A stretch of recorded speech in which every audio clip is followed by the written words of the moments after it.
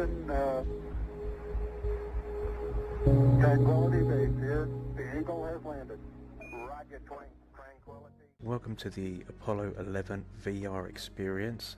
From what I've heard and what I've read, it has the actual audio recordings from all the communications between the lunar module and Houston.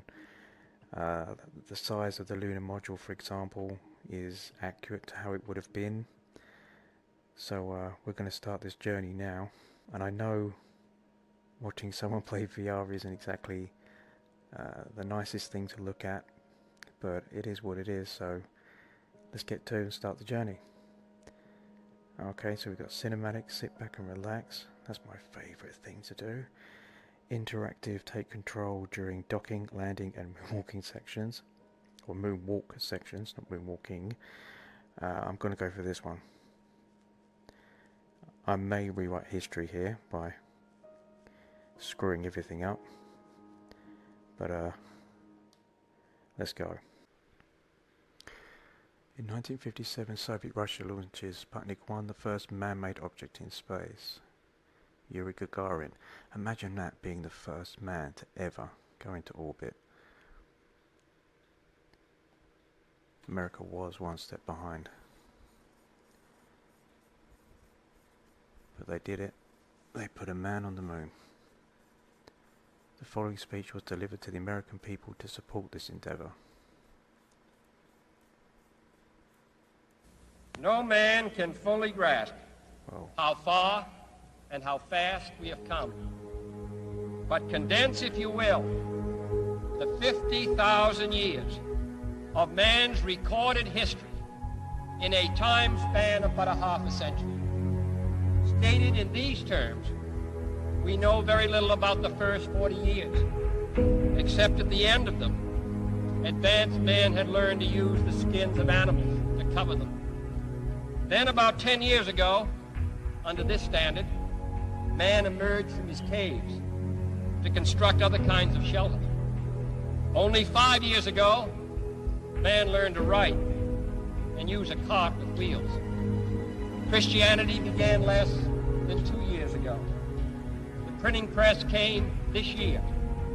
And then less than 2 months ago, during this whole 50-year span of human history, the steam engine provided a new source of power. Newton explored the meaning of gravity. Last month, electric lights and telephones and automobiles and airplanes became available. Only last week did we develop penicillin and television and nuclear power. And now, if America's new spacecraft succeeds in reaching Venus, we will have literally reached the stars before midnight tonight. This is a breathtaking pace, and such a pace cannot help but create new ills as it dispels old. New ignorance, new problems, new dangers. Surely the opening vistas of space promise high costs and hardships, as well as high reward. So it is not surprising that some would have us stay where we are a little longer, to rest, to wait. But this city of Houston, this state of Texas, this country of the United States was not built by those who waited and rested and wished to look behind them.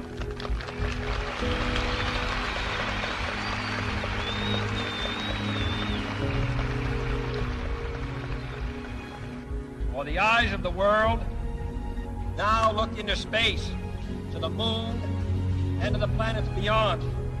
And we have vowed that we shall not see it governed by a hostile flag of conquest, but by a banner of freedom and peace.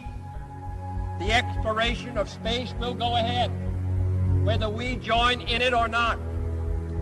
And it is one of the great adventures of all time. Those who came before us made certain that this country rode the first waves of the Industrial Revolution, the first waves of modern invention, and the first wave of nuclear power. And this generation does not intend to founder in the backwash of the coming age of space. We mean to be a part of it. We mean to lead it. Its hazards are hostile to us all. Its conquest deserves the best of all mankind. And its opportunity for peaceful cooperation may never come again. But why, some say, the moon? Why choose this as our goal? And they may well ask, why climb the highest mountain? Why, 35 years ago, fly the Atlantic? Why does Rice play Texas? We choose to go to the moon. We choose to go to the moon.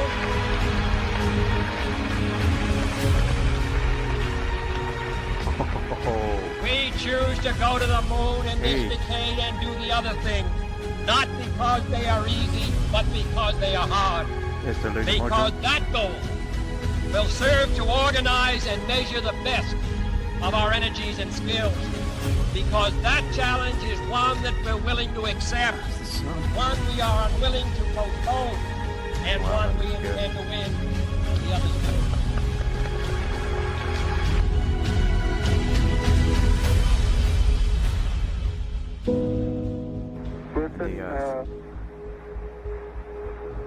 Tranquility Base here. The Eagle has landed.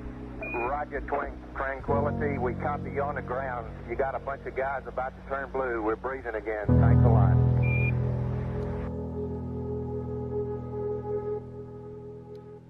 Wow, that looks amazing.